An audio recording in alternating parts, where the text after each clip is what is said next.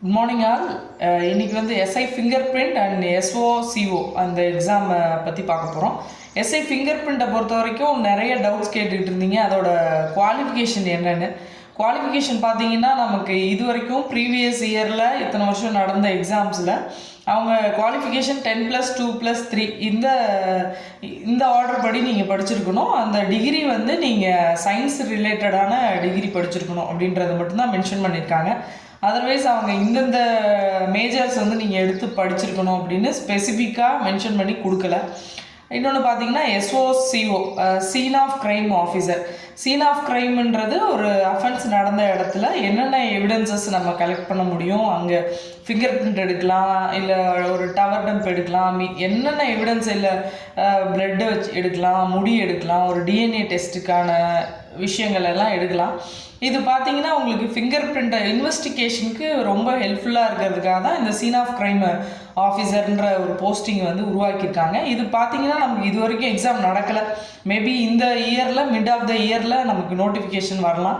கர்நாடகாவில் இந்த எக்ஸாம் தமிழ்நாடு இங்கே 2 இடத்துலையும் வந்து இன்ட்ரடியூஸ் பண்ணியிருக்காங்க. நமக்கு இந்த வருஷத்தில் வர்றதுக்கான வாய்ப்புகள் இருக்குது. ஃபிங்கர் பிரிண்ட் அண்ட் இந்த எஸ்ஓசிஓ, சீன் ஆஃப் க்ரைம் ஆஃபீஸர் ரெண்டும் வந்து கம்பைன் பண்ணுறாங்க. நம்ம இன்வெஸ்டிகேஷனுக்கு ஃபிங்கர் பிரிண்ட்டோட அப்கிரேட் பண்ணுறாங்க. அப்கிரேட் வெர்ஷனாக இந்த எஸ்ஓசிஓ பார்க்கலாம். ஏன்னா வந்து ஃபிங்கர் பிரிண்ட் எஸ்ஐ வந்து ஒன்லி ஃபிங்கர் பிரிண்ட் எடுப்பாங்க. சீன் ஆஃப் க்ரைமுக்கு அவங்களும் போவாங்க.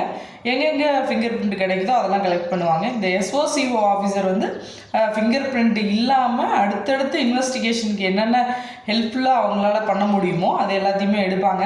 இந்த எஸ்ஓசிஓவுக்கும் நமக்கு அஃபிஷியல் நோட்டிஃபிகேஷன் வந்தால் தான் இந்தந்த கேட்டகிரி பீப்புளோ இந்தந்த கேட்டகிரி டிகிரி ஹோல்டர்ஸையோ நாங்கள் வந்து எடுப்போன்றது அஃபிஷியல் நோட்டிஃபிகேஷனில் அவங்க எப்போ அஃபிஷியல் நோட்டீஸ் ரிலீஸ் பண்ணுறாங்களோ அப்போ தான் நமக்கு தெரியும். அது வரைக்கும் நம்ம வந்து இப்படி இருக்கலாம் அப்படி இருக்கலாம்னு சொல்லலாம். ஏன்னா மேபி ஃபிங்கர் பிரிண்ட்டுங்க பொறுத்த வரைக்கும் உங்களுக்கு சயின்ஸ் ரிலேட்டடாக வரும். ஆனால் எலக்ட்ரானிக்கல் எல்லா எவிடன்ஸஸையும் பண்ணுற டைமில் உங்களுக்கு வந்து electrical engineering, IT, information technology எல்லாமே வந்து எல்லா படிப்பும் வந்து இதில் இன்க்ளூட் ஆகிற மாதிரி இப்போ உள்ள டெக்னாலஜி டெவலப்மெண்ட்டுக்கு சயின்டிஃபிக்காக என்னென்ன விஷயத்த பண்ணி ஒரு அஃபென்ஸை வந்து நம்ம எவிடன்ஸ் கலெக்ட் பண்ணலாம், அந்த அஃபென்ஸை எப்படி டிடெக்ட் பண்ணலான்ற மாதிரி, அஃபெண்டரை எப்படி டிடெக்ட் பண்ணலான்ற மாதிரி இருக்குது. அதனால் அஃபிஷியல் நோட்டிஃபிகேஷன் வந்தால் தான் நமக்கு தெரியும். அது வரைக்கும் இப்போ வெயிட் பண்ணி தான் பார்க்கணும். அதனால் எல்லோரும் ஆர்வமோட படிங்க. அது இல்லாமல் பிசி எக்ஸாமோட ரிசல்ட் வந்திருக்கு. எல்லோரும் ஃபிசிக்கலுக்கு ரெடி ஆகிட்டு இருப்பீங்க. ஃபஸ்ட்டு உங்களுக்கு சர்டிஃபிகேட் வெரிஃபிகேஷன் இருக்கும். அதில் நீங்கள் என்னென்ன எக்ஸாமுக்கு என்னென்ன வச்சு அப்ளை பண்ணிங்களோ அந்த இதெல்லாத்தையும் ஆர்டர் வைஸ் நீங்கள் வந்து எடுத்துகிட்டு போங்க. நீங்கள் அப்ளை பண்ண காப்பி இருந்ததுன்னா கூட அது வைஸ் நீங்கள் வந்து எடுத்துகிட்டு போங்க.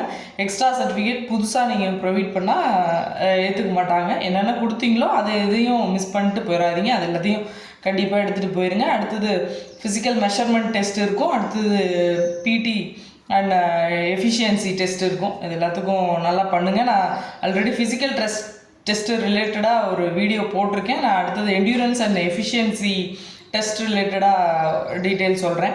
அடுத்தது பார்த்தீங்கன்னா எஸ்ஐ டெக்னிக்கல் எஸ்ஐயை பொறுத்த வரைக்கும் ப்ரீவியஸ் இயரில் இசிஇ அண்ட் பிஇ படித்த கேண்டிடேட்ஸை வந்து எலக்ட்ரானிக்கல் அண்ட் கம்யூனிகேஷன் இன்ஜினியரிங் படித்தவங்க மட்டும் குவாலிஃபிகேஷன் வந்து அது கொடுத்துருக்காங்க.